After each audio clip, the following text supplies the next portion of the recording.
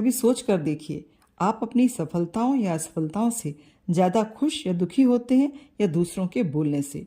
मान लीजिए आप रास्ते पर जा रहे हैं, आपको ठोकर लगती है और आप बुरी तरह से गिर जाते हैं। उस वक्त आपका ध्यान किस ओर जाता है, चोट पर या इस बात पर कि किसी ने मुझे गिरते तो नहीं देखा।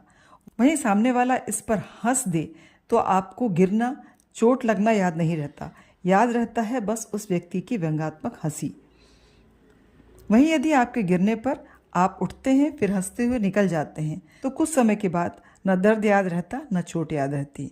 तो जब हम लोगों को इतनी फ्रीडम दे देते हैं कि वो हमारे बारे में कुछ भी बोलें, तब हमारे दुख, हमारी चोट, असफलता हमें ज़्यादा तकलीफ देती है। बात केवल असफलता की नहीं, सफल होने पर भी हम तब ज़्यादा खुश होते हैं जब हमें लोगों की प्रतिक्रियाएं मिलती हैं, जो कि न दिल से की जाती हैं न मन से की जाती हैं। तो पहली बात, प्रतिक्रियाएं सुनना बंद करिए। ऐसा होता नहीं।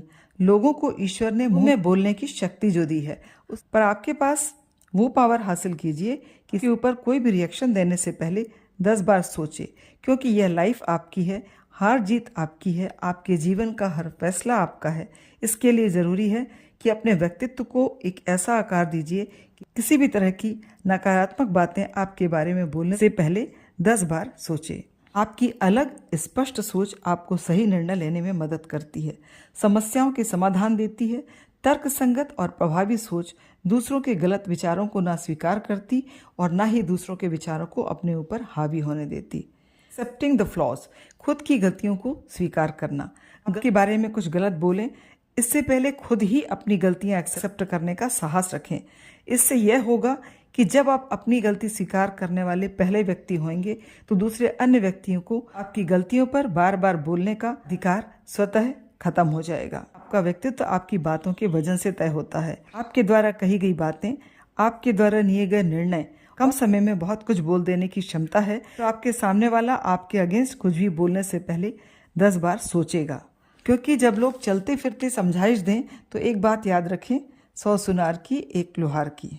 लगातार की जा रही व्यर्थ की बातों को विराम देना है तो कम शब्दों में ऐसा करारा जवाब दीजिए कि लोग आपके बारे में कुछ बोलने से स्वतः चुप हो जाएं। Your truthful and daring nature, सच बातों का, सच्चे लोगों के साथ खड़े होने का साहस कीजिए और इसके लिए यदि आपको कभी कभी नुकसान उठाना पड़े तो उठाइए।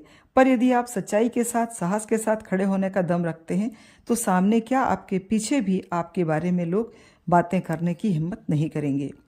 योर डेप्थ ऑफ नॉलेज, ज्ञान वो हथियार है, वो वेपन है जिसके सामने सारे कुतर्क, सारी गलत बातें और आधा अधूरा ज्ञान स्वतः हार जाता है। अपने घमंड से नहीं पर अपने ज्ञान से अपने वाले को हथियार डालने को मजबूर कर देंगे। आपकी तर्क संगत बातें, आपके तर्क संगत विचार सामने वाले को केवल प्रभावित करते हैं, उसे सोचने को मजबूर कर देते हैं। वह कोई भी बात कहे या ना कहे, तो हमेशा जब भी बोलें तो बातों को तार्किकता के साथ बोलें।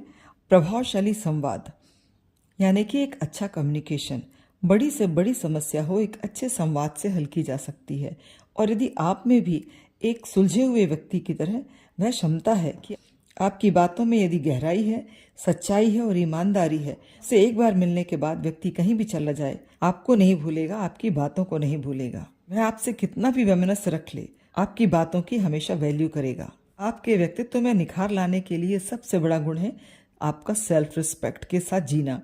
आप अपना सेल्फ रिस्पेक्ट तभी कायम रख सकते हैं जब आपने अपने लिए और दूसरों के लिए कुछ सीमाएं तय की हुई हैं। ना ही उन सीमाओं को आप लांघें और ना ही लोगों को उनकी सीमाएं लांघने दें। उनकी हद उन्हें अवश्य बताएं कि आपके लिए उनकी कौन सी बातें स्वीकार्य हैं और क्या नहीं हैं। यदि आप दूसरों के जीवन में ना ही दूसरों की बातों में आवश्यक दखल दें, ना ही उन्हें अनावश्यक सलाह दें और ना ही उनके रिस्पेक्ट को किसी तरह से हर्ट करें। जब आप दूसरों के लिए यह करेंगे तो सामने वाला भी आपके द्वारा तय की गई इन सीमाओं को जानेगा और आपकी रिस्पेक्ट को कभी हर्ट नहीं करेगा।